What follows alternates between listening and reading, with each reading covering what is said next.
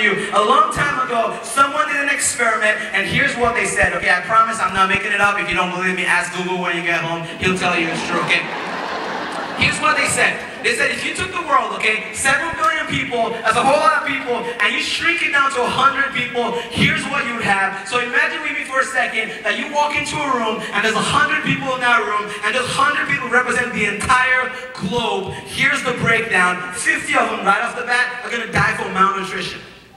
Okay, and I'm trying to look around the whole room here real quick, and I can't really scan everybody fast enough, but can we just assume that nobody's malnourished here? Can I get an amen on that? Nobody's malnourished? Right? I mean, if anything, probably a lot of us, stuff I talk about on the way here, which could probably cause malnutrition, but that's a different sermon, right? Chances are, guess what, if you're in here, you made the cut. Congratulations of a top 50 out of 100 people that represent the whole world. Here's where it starts to get dicey. 100 people represent the whole world in a room. Only 7 of them have internet access. Okay, so you got 100 people represent the whole globe. Only 7 of them are poking each other on Facebook. The other 93 have no idea what they're talking about, right? Some of you moms don't get that. Ask your kids when you get home. You're in the 7, I promise. And poking on Facebook is not as weird as it sounds. It's just, never mind.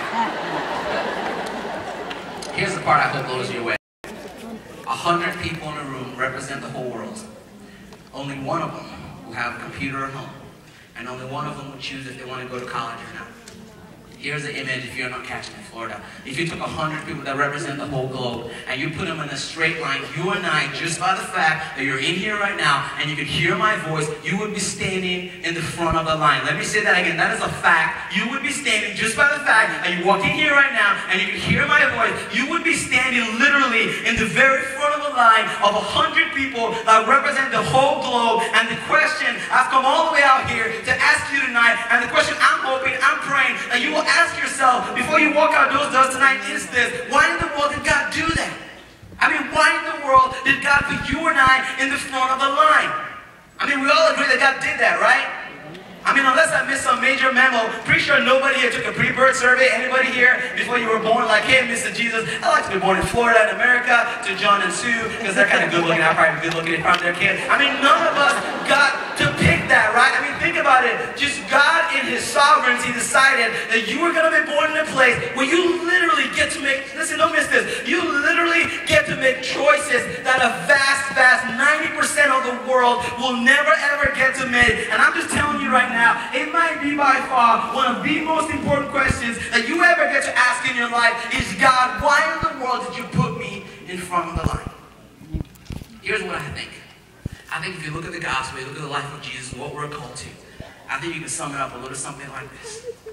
I think God put you and I in front of the line because He wanted to give us an opportunity and a responsibility to make a difference in the world by making a difference in the lives of those in the back of the line. Let me say that again. Okay? And I understand, I'm with you. If this hasn't crossed your radar in a while, I get that. But can I just tell you real quick that the reason God put you and I in front of the line is not because, you know, He's like, hey, Sammy, I love you more, or you're more special, or you're more spiritual, or I know you're going to be into me, so I'm going to be into you. No. That's not what God was thinking. God was just saying, Sammy, because of my sovereign grace, I'm going to give you an opportunity. I'm going to give you a responsibility. You get a chance, Sammy. You get a chance that most of the world will never have. You get to make a huge difference in this world if you choose to make a difference in the lives of those in the back of the line. That's why God put you and I where He put you and I, but somewhere along the line, something got lost in translation, and we missed that. Okay, and I just want you all to know tonight, and I know it's kind of a concert, and we're all laughing, and it might get a little bit uncomfortable tonight, but can I just tell you real quick, please, you need to hear this. God did not put you and I in front of the line to enjoy the American dream and make life better for ourselves. No, He's saying, hey, you got an opportunity, you got a responsibility to the rest of the church in the back of the line. That's why God put you and I where He put you and I. And I appreciate the clapping, but if I can't just be honest with you guys tonight,